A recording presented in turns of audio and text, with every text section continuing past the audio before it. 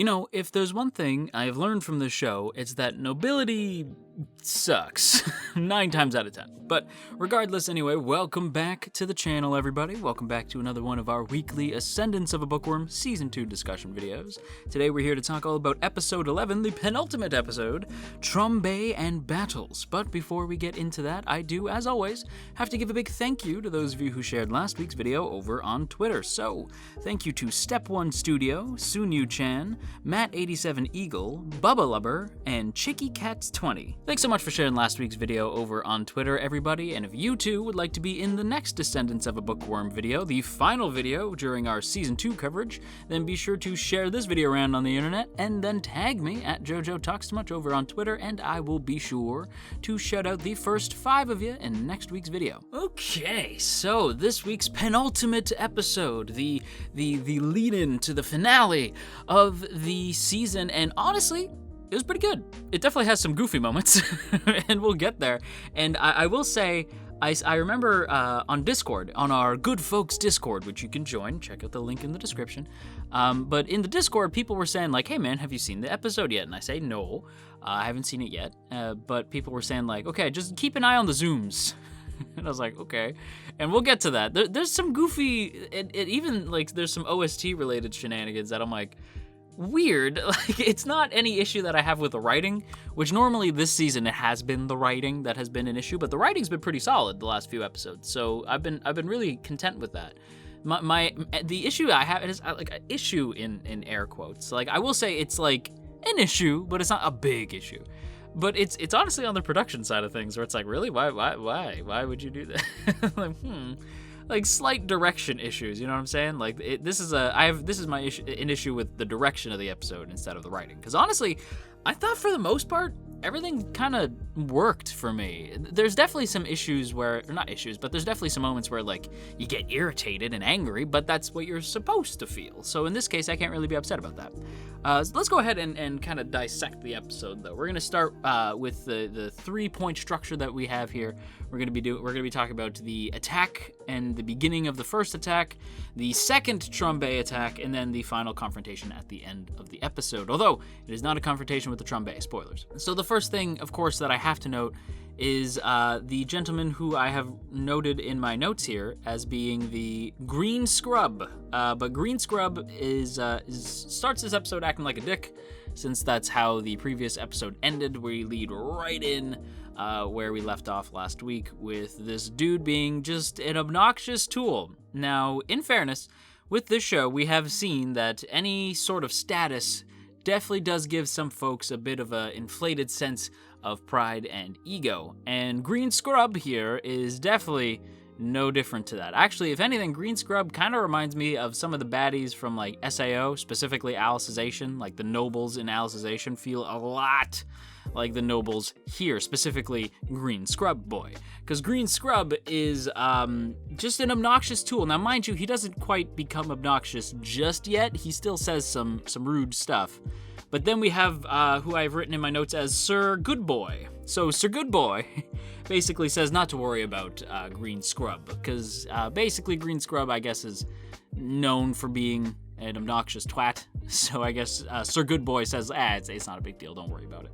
So mine doesn't, and just instead decides to turn her attention to the attack on the gigantic Trombe, which admittedly does go down kind of quick, but at the same time, we had to get to other stuff in this episode, which I would argue, even though I wanted to see this Trombe attack, I was more interested in seeing what the show did focus on. So good use of your time there. But Ferdy and the other knights basically fly. They take to the skies like absolute bosses. Ferdy flying with the grace of something graceful, a swan. Let's say a swan. Jeez.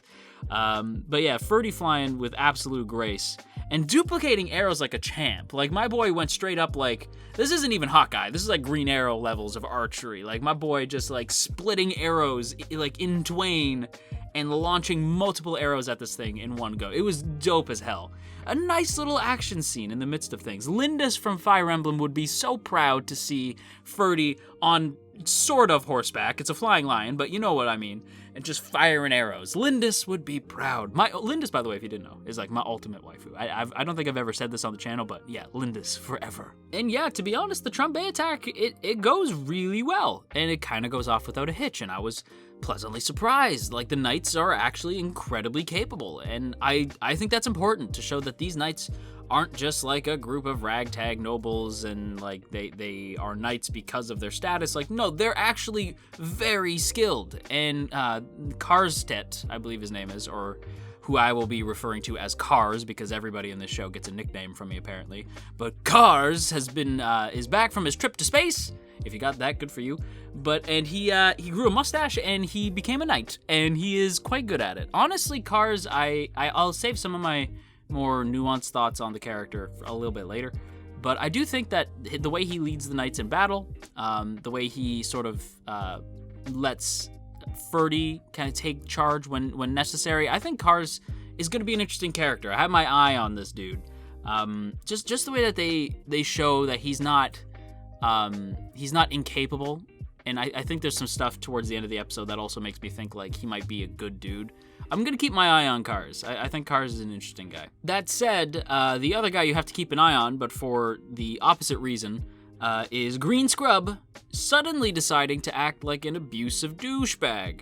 And this is where my first issue with the episode came in, right? Because I'm sitting there like, whoa, what the hell? Like, he just like goes after mine, and Google Assistant, and Google jumps in.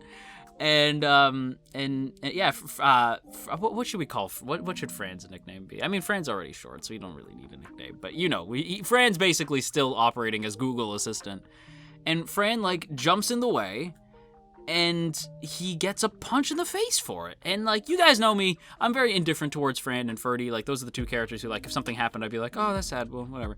But I was just like, don't punch Fran. Like Fran didn't deserve that. That was unnecessary, you know what I mean? Like, I was still, even though Fran's not my favorite, I was still like, bro, like, why, what the hell? And then he grabs mine by the hair, like pulling this girl by the hair. Like, what are you, 12? Come on, guy. Like, grabs mine by the hair, and this should have been a very dramatic and intense scene. But again, the direction is like, what is even the hell? Because while this is happening, they're playing this goofy OST in the background. Like, they're playing the music that normally plays when they're, like, talking to Benno. You know what I mean? I'm like, what? What? It's so out of place. I was so confused. That should have been its own piece. Like you should have gotten your composer to make something specific for that scene, or to use one of the dramatic songs that you have. I know you have dramatic songs. I've been watching this show for a while now. So like, that felt weird. Like, there's a lot of there's a lot of direction issues here that I'm like, that is bizarre. Like, that is so weird. Why that? Like, why that song? It kind of pulled me out of it, honestly, because I should have been like, oh my god, this is dramatic and intense. Wow, Green Scrub is a real jackass. But instead, I was just sitting there laughing because I'm like, this feels so weird. Like, it's just so strange to see what I was seeing with this sort of like goofy music that we've heard in other scenes that aren't dramatic at all. Like, it was very, there was a tonal dissonance there that just felt very, very strange. But then, out of the blue, trombe. Well, not really trombe. Like, not out of the blue, but yes, trombe. So, at one point, Green Scrub pulls out, like, a dagger, which, oh my god, like, that was like, oh my god, what the hell am I looking at? Like, what is this man doing? And, he pulls out a dagger, and mine, like, just by reflex, sees Ferdy fly past and reaches out for him, but when she does, she cuts her hand. And when I saw that, I'm like, oh, Ferdy's gonna kick their ass. But it gets scarier because before that happens, Ferdy definitely chews them out. I wish he kicked their ass, but instead he just gives them a verbal beatdown. But we'll get to that in a sec, because what's more pressing is the fact that as soon as the blood touches the ground, what should happen but a trombe attack? And it's like, oh, that makes sense, because mine's blood. Yeah, that makes sense. A lot of mana and blood hits the soil, turns into trombe, and just engulfs mine in this trombe attack. What I'm concerned about is that as this is happening, Sir Goodboy takes way too long. Like, I get that he's like doing an incantation, right, to like change the knife, but the other guy didn't do that. Like, the other dude just busted out the knife, turned into a dagger. He's trying to like specifically enchant it, so I get that there's a difference there, but it did make me laugh, like how long it was taking. If I was mine, I would have been like, can you just hurry the hell up? Like, you know what I mean? Like, don't tell me that, like, don't tell me you need to do cantations. I watched children cut these things down before. Like, don't tell me that. I'm sure somebody's gonna be like, actually, you know it was funny. You know it was funny. But yeah, like, Sir Goodboy taking his time.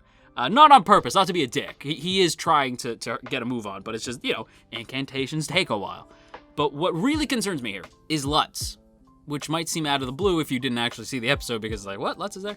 No, Lutz is not there. But when mine panics, the first person she calls for is, of course, Lutz. That's like her closest confidant. And so she screams for Lutz, like, to save her, because she's scared. She thinks she's gonna die. Like, in fairness, I would think I'm gonna die if I get, like, evil-deaded by these, like, you know what I mean by evil-deaded. Like, I would be freaked out. And, of course, she screams for Lutz, but then, like, the little ring shoots out some sort of mana, shoots out some magic, and it gives Lutz a sort of vision of what's happening to mine. So all he sees is mine panicking and being wrapped up in trombe. Now, that has me very concerned, because I'm like, okay, it's not winter yet, so mine should be able to go home, but Lutz is gonna be panicking, like, the whole time. And I hate that, right? Because this is gonna give Lutz, like, a panic attack, the idea that he can't actually trust the church. Because the last time he did trust them, mine almost gets squished to death by trees. So, like, yeah, I feel like this is gonna cause friction between the downtown crew and the church crew, as if there wasn't already friction, you know what I mean? So, like, I'm very, very concerned about that vision. But you know who's more concerned than me? Ferdy, finally stepping up. Now, again, you guys know me, I'm not the biggest Ferdy fan, but seeing him get pissed and, like, actually, like, give orders to take the trombe out and all this stuff, you love to see it. You love to see Ferdy step up. It was great, which leads us nicely into the last part of the episode, the confrontation after all the trombe attacks are finito. This leads me nicely back to talking a little bit about Cars, Sir Goodboy, and Green Scrub. Now, I feel like with this, you have the three different types of nobility, right? You have the good noble, the conflicted noble, and the bad noble. With Cars, it is weird for me to say that Cars is good, but Cars is good here. This Cars is good. And I do think, and maybe I'm wrong, because again, I'm not a light novel reader and I have no intention of being one, but maybe Cars is bad, I don't know. But from what I can tell, Cars seems more concerned with upholding the honor of knighthood than actually upholding the honor of nobility. It seems to me like Cars is just the type of dude who's more concerned with making sure his knights are upstanding tools of justice, than being some hoity-toity noble douchebag. Whereas Sir Goodboy is a good boy, but I do think he's conflicted. Because there's a class system, and mine even points this out, that there is a problem with the class system, since guys like Sir Goodboy feel as though they can't even really speak up to anybody on higher standing. You know, it is absolutely a problem in any class system structure, not just in Ascendance of a Bookworm, in anything that is a problem. So I liked seeing Sir Goodboy still show that he is in fact a good boy by sticking up for mine regardless, and saying, like, listen, like, I couldn't be there to protect you because I was nervous about my own standing, and I was wrong, and I'm sorry. And I was like, yeah, hell yeah, Sir Goodboy. And then Green Scrub over here, being an unbelievable dickhead. And yeah, Green Scrub probably represents a good, I don't want to say majority, but a good amount. Like, you know what I mean? Half, if not a little bit more, of the nobility, where they're just kind of, they've been so set in their ways, and they dislike change, and they have been looking down on the peasants for ages, you know, the plebeians, as no, I don't even call him Sir Green Scrub. He's just Green Scrub. As Green Scrub says, like, they've been looking down on plebeians forever. So you do see the three sides of nobility, specifically knighthood, in these three, and I think it was good to have a little bit of focus on them. However, here's where, damn it, here's where another problem of mine with the direction comes, and this is the biggest one for me. What the hell is with the zooms? I can't show it, obviously, because you guys know the structure of these videos. It's all screenshots.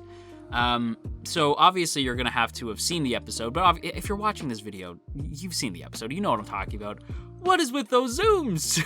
Like, those zooms are weird. They're so weird. Like, it reminded me of the zoom in Supernatural, where like they zoom into Crowley's face and it feels like wildly out of place. It's just weird. Okay, pro tip, and I'm a broadcasting kid, right? So I learned this in school. If you don't have to zoom, don't zoom. Like, it just looks weird. It just looks weird. Unless it's like incredibly necessary, don't zoom in. Especially like with the speed that this zooms in and this like whoosh sound, it's so goofy and kind of took me out of the scene a bit. Again, I was like, don't do that. Don't do that. You have such a strong scene. You have such strong characters and drama here. You don't need to do the zoom. It felt wildly out of place and honestly kind of hurt the severity of the scene, in my opinion. It should be noted, though, that even though there's two scenes, right, in this episode that were hurt a little bit by the direction, they're both strong enough that they kind of stand up on their own despite some of the goofy moments like the music and the zooms. And overall, I'd say this episode, as like the penultimate episode of Season 2, was surprisingly, not even surprisingly, the last few episodes have been very good. And this one was also very good, so it's not surprising. Like, it holds up the quality that it's been running with the last few episodes, and I gotta say, it was cool seeing some action in this show. It's not something you expect from Bookworm, but it's a surprise to be sure, but a welcome one. But on that note, everybody, I'm gonna wrap up my thoughts here. I hope you guys enjoyed. If you did, don't forget to boop that up snoot, and share if you care. And again, quick reminder, if you haven't subscribed yet, you better do that, or I am going to send a trombe to get you.